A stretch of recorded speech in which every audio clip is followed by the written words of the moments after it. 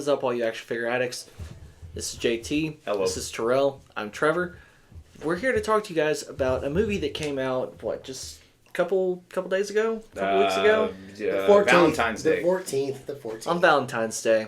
Yep. And you know what? Valentine's Day is a great holiday. It is. It's all about love. Is it, though? It's not the best holiday in February. It's about love. No, he's talking. It's not the best holiday in February, though. He's talking about his holiday. My day is the best His holiday holiday. in February. My birthday, in case you didn't know. Happy birthday, Terrill. Thank you. Happy 50th. That's right. He's 50. I'm 50. Over the hill. And I'm about to turn 25 this year. I'm half his age. Oh, wow. You said it, not me. Okay. I know I did. All right. Anyways. So, Valentine's Day. It's a day about love. This year, it was a day about... Captain America. You know something else happened on Valentine's Day? 50 years ago, my mother went into labor on Valentine's Day.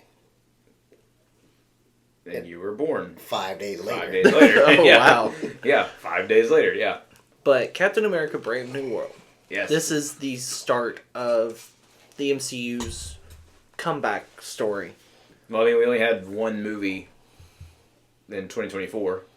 Yeah, and this is their comeback year. Yeah. We've got Captain America Brave New World.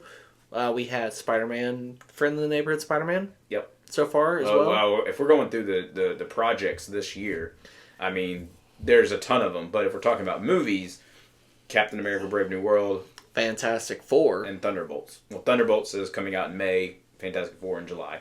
There's only two for me. So, But anyway, Captain America Brave New World. Why are we not going to talk about using Thunderbolts, man? he knows. We all know. We all know. We all know. It's Bucky. He's Anyway. made amends. He has. For 2025, this is the very first MCU debut for movie-wise, sitting at an hour and 58 minutes. Yeah. It felt longer, but... Didn't feel longer to me. Well, at some points it felt a little longer, but... I was expecting it to be longer, but yeah. Yeah. I mean, some parts of it dragged. I think one of the reasons why it surprises me with the run time is because it has been, I'm almost positive, like 90% positive, that Thunderbolts and Fantastic Four are over 2 hours long. So that's why it kind of felt a little... So they cut my boy Sam? That's just wrong. Well, maybe. Who knows? I do feel like, I will say, with this movie in particular, I feel like even though they were like, hey, brand new year, here's our first movie, I do feel like they kind of swept this one under the rug a tad bit, because they're really marketing towards Thunderbolts and Fantastic Four, especially Fantastic Four, with it being the first family in the MCU and this kind of, different futuristic retro vibe to it. But we'll get into that when the movie comes out. Yeah. We're talking about Brave New Now, World. going into this, I was sitting there with my Red Hulk popcorn bucket. You did. With my Captain America popcorn bucket. Yep. And my Captain America cup. Which is really cool because it's like a silicone, like... It feels like what you feel like. Do you How many think the buckets of suit? popcorn did you have? No, he only bought one popcorn bucket, but... Okay, he bought one with the popcorn in it, and he bought the tin. Okay. I wanted both. Here's the thing. I will say this. Love my wife to death. Shout out to Madison. If I wasn't married, I would be doing the same thing. I would be getting every single popcorn bucket. But here's the thing. I'm single. I'm yeah. young. Mm-hmm. I'm in my early 20s. Yep. Living life to the fullest, getting 2 popcorn buckets and a cup at a movie premiere. I did get the cup. I didn't get the popcorn bucket. I've been around the world a couple times, and I still don't get all that kind of crap. I mean, I managed to get the cup for the Lion King. Or Mufasa. I managed to get the cup for Transformers. Mm-hmm. But I did not do the Captain America one. And mainly because it's a cup. I use the cup all the time. I've actually used it I quite a lot. haven't used my Mufasa cup since I bought it. Or my Transformer cup. This is what I do. Every movie premiere that we go to, or we get a cup. We get a cup, because what it does is I keep 3 movie cups in my my cupboard, and they kind of cycle through. So Captain America, but I will say this: Captain America cup is so different from the other ones that is staying. That's like an everyday drink for me. Yeah. I walked into work with it. My coworker was like, "What is that?" And I said, "It's my Captain America movie cup." Yeah, it's just really cool. It's one of those that I will be using all the time. JT and I got to go to a fan event opening night on the 13th. Yes. And they were giving out keychains to us, so we got the Captain America shield. I was about to say, do you have it? I do. Sorry. Got a lot of keys. You can see that. It's the shield. On the back it says Captain America Brave New World. See that? Yep. We got we were able to get the keychain, and then of course with every fan event that they have, you just get a little, "Hey guys, thanks for coming to the movies." One of these times, I'm holding out hope, but one of these times, and I doubt it'll ever happen, so my dreams are going to be shattered already. I'm hoping that the cast of that movie is at the theater. All right, so we live in the middle of nowhere, Tennessee. No, Memphis. No. Memphis is okay, I live in the middle of nowhere, Tennessee. That's never going to happen. Well, maybe for your part, but the theater that we go to is the only IMAX here. So it makes sense that maybe, possibly, they make their rounds and some cast will come in one day, but I highly doubt that.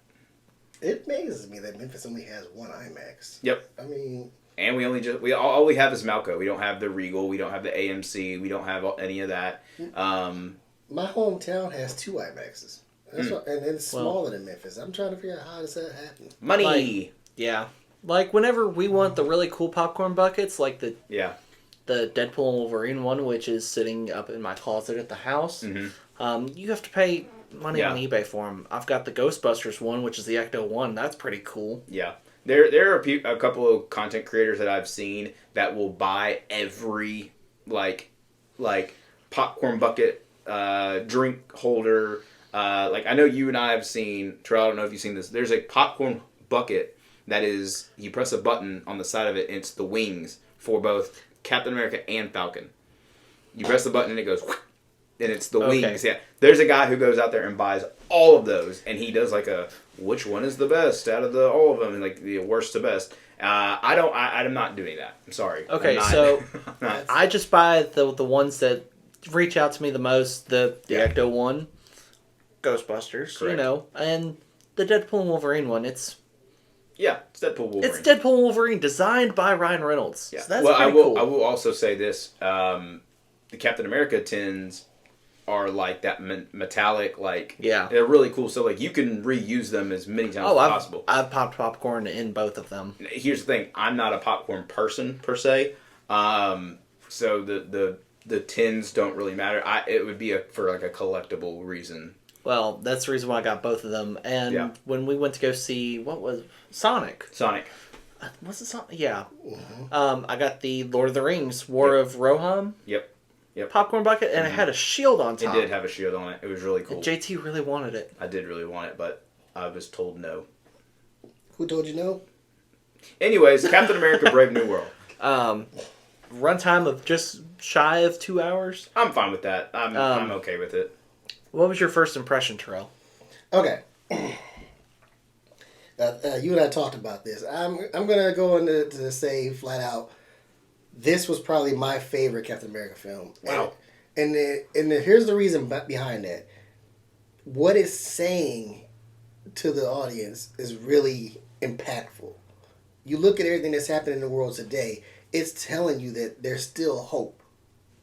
No matter what, there's still got to be some hope out of it. You still got to have faith in your people, in your country, and your leadership to do the right thing. So there's still hope. And so I that's why I thought the movie was actually pretty good. So we don't need leadership to turn into a giant red Hulk. That'd be pretty cool if we could happen. That could happen. I wouldn't really want that. A Hulk in real life would be very, very scary. You just had to look at it and said, the sun's going real low. That didn't work. That didn't work. No, but then you would just throw some cherry blossom flowers at him. That worked. Yeah. But that was... Mm-hmm. You had to throw money at this one and make him stop. Anyways. Red Hulk is one thing that I do want to touch light on. This is our first, a Hulk-centric movie since... Incredible Hulk, starring Edward Norton. Mm-hmm. And that movie was supposed to kick off the Marvel Cinematic Universe. It was after Iron Man. It was after Iron Man? Yes. Yeah. I thought that this one was they set it up to build towards that connectivity because Iron Man built towards that because he had a cameo at the end. Yeah. Yeah. Yep. But that was a movie back then. If you know, when we see a movie that's not very good, we call it a movie. Yep, it was a movie. But I walked out of this one, and with all of the Incredible Hulk story tie-ins, essentially Captain America: Brave New World was a Captain America movie with Hulk shoehorned in. It was a sequel to the Hulk almost. Yeah, I mean, a 20 years leading up to it. You should have seen that coming, seeing as how the primary, not antagonist, but primary figure in it is Thunderbolt Ross. Right. And he was the primary target. I won't say antagonist. Correct. He was the target. So you kind of foresee that being the case of what this was going to be. Had they put Hawk in it, it had definitely been a sequel. Yeah, but I think with also bringing in Samuel Stearns as the leader and the very quick 5-minute cameo from it was like 3 minutes from Liv Tyler as Betty Ross. I remember sitting at home when the news broke. It was like breaking news: Liv Tyler to reprise her role as Betty Ross in Captain America: Brave New World. I was like, oh, that's pretty cool. And then you see the movie and you're like, where is she? Huh? I forgot she was in the movie. Truthfully, I forgot she was in the movie. He spoiled it for me. I don't know how you did not know that. Because I'm one of those people, when I'm looking forward to a movie, I stay away from it. I didn't read any spoilers for any of the Transformer movies. I didn't go into spoiler territory with it. I went to see cast. Yeah, casting is not really like a... I don't know. If it's like... Casting is different because like Liv Tyler is Betty Ross. I mean, yes, she has an important role, but it's not like a make or break the movie role. And so like if you saw that, you could be like, oh, that's neat. Shows something's going to happen with Thunderbolt Ross. You can get an idea. Now, if they were to come out and say like, hey, like if you were looking at the cast for Fantastic Four and it's like, hey, you have X is playing this character. It's like, whoa. I did not want to know that. Yeah. That would be... But, like, to me, that was like, oh, really? She's going to be in this? Because I've seen that movie maybe once, maybe twice. Yeah. And that was doing prep work for the She-Hulk show. I saw it in theaters. Wow. I was too young to see it in theaters. Wow. Shut up. So what are your thoughts on it, on the whole movie? As a whole, I really enjoyed it. Okay. The leader was very... Well, it was nice. He was there. It was nice to see Samuel Stearns come back to this role, because it's kind of like the whole Hugo Weaving situation. It's like, hey, I signed this contract to appear in 3 movies, and then 2018 they're filming or 2017 they're doing Infinity War and Endgame, and they call him and he's like, I still have a contract with you guys. I thought you guys killed me. Yeah. So it was nice to have that comeback. I'm going to jump in on that real quick. I enjoyed the Samuel Stearns plot part of the story, because that's what gave me the espionage of it. Because you look at it, he's the puppet master of the whole thing. Correct. He's pulling the strings. And he's done it. Pretty much he's been doing it all this time. Yeah. He could have been, he could have manipulated the Sokovia Accords. Yes. Yeah. One thing I really do enjoy, and maybe this is just a me thing, is I like to look at it and say like, ooh, that's kind of crazy that Samuel Stearns has been in the background of the MCU for this long, but obviously the other projects didn't touch upon it until now, but he has been the one to do all this. So you can go back and like, I think it was Civil War with Ross. Thaddeus Ross makes a comment from the late William Hurt that says, I had a heart attack playing on the 18th hole, blah, blah, blah, and he's talking about golf, but it's like, you go back and you're like, is that when he goes to, and so you're now starting to put the things in, that's what that is what I love about the MCU. It's all playing out. Right. Because a lot of the MCU movies, if you ever really truly sit and watch them, there are little throwaway lines in all of them. Yeah. That come back later on. Yeah. That was one of those. And this is why when fans are like, the MCU hasn't hit on X, Y, and Z on these post-credit scenes, it's like... You gotta give them time. You gotta give them time. Like, well, I mean, just... Like, you've got to, like... No disrespect from you two, my good friends. But these two have said, well, the Eternals suck because they haven't been doing the there's a giant sentinel in the ocean. Well, guess what? This whole movie was about bringing in the Celestial and bringing in adamantium. So the Eternals still sucked. It does not. It does not. This movie did not save the Eternals, although that plot piece from it played a major role. Exactly. But so without the Eternals, you wouldn't have that. But it was also mentioned in other shows too. No. It was not mentioned in other shows. Not the material, but the fact that there's a giant body. Yes, you got to sit there and you got to go frame by frame. Mentioned in the other shows. But you needed the Eternals movie. Okay, JT. For this. We're just going to give you this little bit of gratification. Thank you, Marvel Studios, for giving us the box office failure that is known as Eternals. I'm not giving them nothing. That was a joke. Haters. Marvel. Don't come after me. They're haters. Go after just him. Yeah, just send Bucky. No. Leave Bucky alone. Again! That's, yeah. Mm-hmm. You'll hear that in your nightmares. For me, on the movie, I really enjoyed it. It was a pleasant surprise to kick off 2025 and this new slate of movies that we've got going in. I will say a couple of things about it. It would have done tremendously better in the ratings, and if you look at that kind of stuff, if this was a Phase 2 movie. This felt like a Phase 2 movie. I kind of feel like it was nice to go back to that Phase 2 kind of feel. I did too, but like, the one nitpick I will say about Marvel is if you're going to go into a multiversal saga, and then you've had, like, Quantumania, you've had Deadpool and Wolverine, you've had these things that have had different levels of a multiverse, and then you get this grounded espionage, Winter Soldier vibe to it. It's like, whoa, that's kind of thrown into left field. But, like I said, I enjoyed it. I enjoyed the heck out of this movie. Some things that I will say is I think the leader, as much as he was needed, I feel like, to me, after the first 2 times that he was like, I've done the probabilities and it's an 80% chance of this, and it doesn't happen, at the end I was like, are your percentages that right?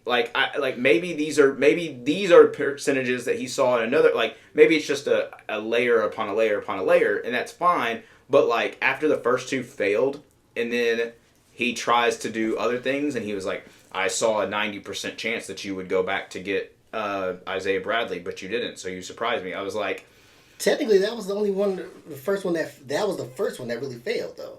I feel like I can't remember I think there was everything else he had said he'd already plotted that out. Well, now Sidewinder thing, it failed. Yeah, and that was two of them that were like Sidewinder's problem, but the leader, all of that still happened as he wanted it. Right. Well, I think also with this movie, I feel like it as much as we talked about it, it is a pull from The Incredible Hulk. So the way that I said this movie was, it felt like a sequel to The Incredible Hulk, and it felt like a longer episode of Falcon and Winter Soldier. Now, to me, in my opinion, those are 2 projects that are lower on my MCU rankings. And whether you like it or not, I just felt like those 2 projects are lower. And so to have this come upon it, it's like, you're bringing in 2 things that me, as a watcher, as a viewer, I was like, let's see how this works. But it worked. And one thing that I don't think anybody is disagreeing on is this movie cemented and told us that Sam Wilson is Captain America now. He is Captain America. I don't care if anybody says, like, he doesn't feel like Cap to me. No, this movie cemented the fact that he is Cap, and I love Joaquin Torres as Falcon. Yes. Like, I know he's in the comics, I get that, but in the comics he's also half bird. So like, half bird? No, he is. Wait, what? Yeah. He gets captured and they do like experiments on him, and they put bird serum into him, and he turns into a legit bird. We're not talking about that. We're talking about Danny Ramirez's Joaquin Torres in the MCU. I'm going to say that what made me like this, besides the fact that what it's addressing, it also felt more grounded. Mm-hmm. And that's what I loved about Falcon Winter Soldier. It was very grounded. Very grounded espionage type show. Those are the things I like. I love, don't get me wrong, I love a big, epic, cosmic battle. I love that kind of stuff. But I'm also one of those ones who I preferring the grounded heroes. Mm-hmm. That's why I like reading Batman and the Bat family titles. That's why I like reading the Sam Wilson, the Captain America, because it's more grounded. It's that more. Yeah, he's a superhero. Yeah, he's up here in the echelon, but he's still handling things on Earth level. Mm-hmm. And that right there is what made me love this movie more so than any other ones, because it's that, and then it's, again, like you said, it is cementing that Sam is Captain America. Yeah.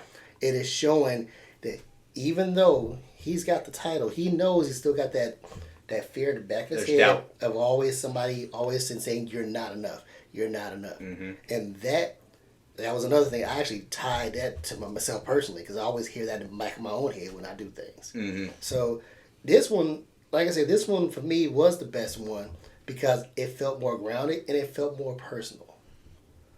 But I think that was me though. Right. I think another thing that I want to touch upon is like, I didn't truly understand why people were wanting to boycott this movie. Me either. I think that is trying to grasp at very tiny straws. It makes no sense whatsoever. Sure, you can go ahead and like put your conspiracy theory hat on and be like, "Oh, this is what they're doing." No. But I will say, I could care less about Ruth Bath-Surratt in this movie. I just. Are we all three on the same page about her? I didn't mind her. I mean, she was there. Yeah, she was there. You could have thrown in. You could. I mean, for them. It was like a very weak Black Widow substitute. I mean, you could have thrown in anybody and said that's ex-Widow, and I would have been like, cool. But the fact that like, and again, they changed this character who is a comic book character. They changed her origin to be ex-Widow to put her in this movie. It felt a little forced in that way, but like, I mean, it's. You gotta play the cards you're dealt. Yeah. I didn't mind her. I didn't think of her as a. It's not gonna be one that I'm gonna be like when we talk about this in a year from now. I'm not gonna be like, you guys remember Ruth Bath-Surratt? I'm gonna be like, oh yeah, she was in that movie. That's right, forgot. Like I just won't remember that. I feel like this movie was probably my second favorite Cap movie. Number one spot's got to go to Civil War. That's a good one though. Then this one. Then Winter Soldier. See, for me, it's for Cap movies. We have 4 of them. First Captain America, then we have Winter Soldier, Civil War, and then Brave New World. For me, number 1 is Winter Soldier, 2 is Civil War, and then you could put the other 2, 3 or 4, and I would have been fine with it. I think the first Captain America movie is great for its time, and again, I haven't done a full MCU rewatch in a long time, so if I do that, our good friend Christian, he's doing a rewatch, and he said he forgot how good the first Captain America was. It is good. So he was like, you know, that kind of tells me, like, if you go back and you do a rewatch, you could be like, maybe. I did a rewatch of the Captain movies before I went and saw Brave New World. The one thing is the first one is straight up origin story. Correct. So it's a longer film than the rest of them. My top goes with, like I said, Brave New World is number 1, Winter Soldier number 2, Civil War, and then the first one. They're good movies. They're all good movies. They're all great. It's just how we prefer It's just how we and so don't think it's more of a, like I said, for personal me, choice. Brave New World hits more personal for me. Yeah. So I mean, Sam Wilson's my preferred Captain America. Just being honest. Yeah. I can't even think of his name. Anthony Mackie. Love him in everything I've seen him in. Mm-hmm. And we know Captain America. Yeah, we know. We do. Yeah, we do. We do know Captain America. Shout out Dom. Okay, so last thing before we get into our final rankings of the movie. Your MVPs of this film. Ooh. Terrill, you go first. Well, definitely, believe it or not, for me, Thunderbolt Ross. Because he had the most pressure. Yeah. And everything is happening. That's why I say Leader's first failure was when they went to Echo Base 1. Ross had the most pressure coming at him from all sides. Yeah. So for him to lose it and then try to bring it back in, that shows a lot of a growth in the man. Yeah. He had tried so hard to not be who he was before, and then you see all hell break loose. Yep. But he comes back to his senses. Yep. After Sam talks to him, so I get to give MVP to Ross. Well, I mean, the fact that Harrison Ford, is one of my favorite actors. So I mean, that right there. I think just to piggyback. Well, I'll say it on mine. Go ahead. No, you go ahead. Okay, I have 2 MVPs because I couldn't give him to one. Carl Lumbly as Isaiah Bradley. Yeah. Oh boy, for him to be in his first MCU movie, because he was in Captain America and the Falcon, or whatever you want to call that show. He was in that one, but for him to be silver screen up there, the emotion that he brought to this character, Carl Lumbly is Isaiah Bradley. Like he is a tremendous actor, and he showed it in this one. The one scene where he was like, they're like spoilers, semi, where he's they're arresting him, and he's like, don't mess up my suit, because that's the suit that he married his wife in. I was like, yeah, dude, I was like, this man gets it. He gets it. He did a damn good job. And another character on another show that he's done that shows that emotion, Martian Manhunter. Martian Manhunter. Justice League and Justice League Unlimited. He is Martian Manhunter's voice, and my God, the emotion that man brought to that role was amazing. I would watch that growing up. He made me like Martian Manhunter. And Martian Manhunter was never my favorite character.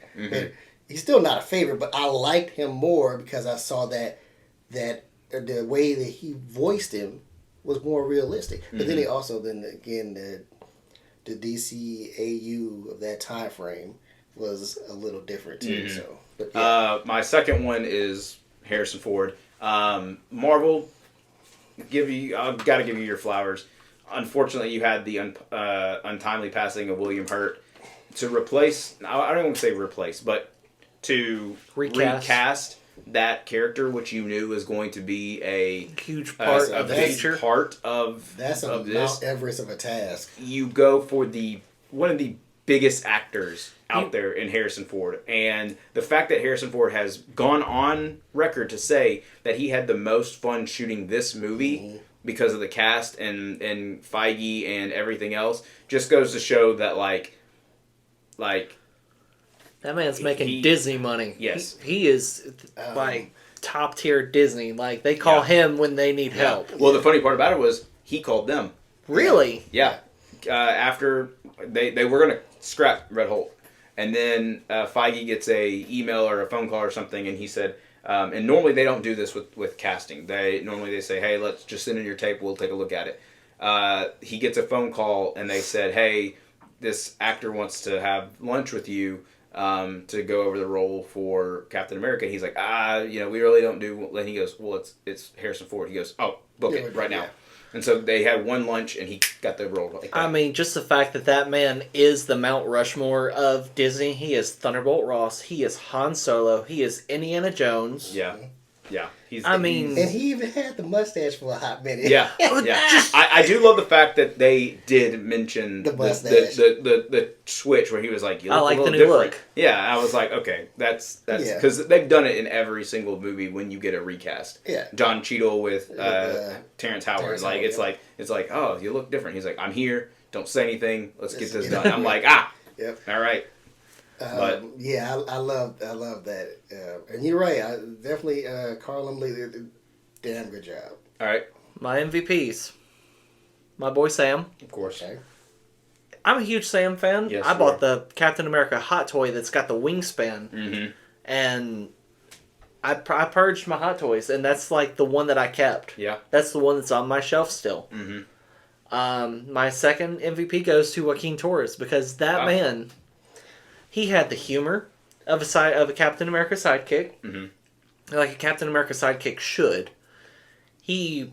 Just the jokes he made with Sam, they had a great chemistry together on screen, and I feel like, going forward, he's going to be like the next little Spider-Man. Oh, hey, man, this reminds me of that really old movie. And yes, you know where I'm going with this. Go ahead. The Marvel Legend is on its way. Really? For those of you who don't know, I'm going to cover this. So for those of you who don't know, when the Marvel Legends were announced and off the bat, we're going to get them. Except for this man right here said, I'm not getting Falcon. Like, dude, just get them all. I said that I was going to pass on Falcon. But after seeing the movie and being introduced to... I didn't know who Joaquin Torres was. He was in Falcon Winter Soldier. Yes, but I didn't know that he was going to become the new Falcon. Yeah. As soon as they dropped the first episode, he said something like General or something Torres. I was like, oh, hey, I know. But yeah. But at least you're getting it. Yeah, at least you're getting it. The two of them together, I feel like it's the new Captain America and... Well, it is. Tony. Huh? I'm naming a stronger Captain America duo. But anyway, I just feel like they had a great chemistry together to where we could see them together in future projects. Yeah. Well, I mean, one of the things that Thunderbolt Ross wants Captain America to do is to rebuild the Avengers. And there you go. You got two right there. He already told him that he's got to, get back on your feet because he needed him. Yep. So we already know that's going to happen. Well, so off the bat, we already know it's Captain America and it's going to be Falcon. Yep.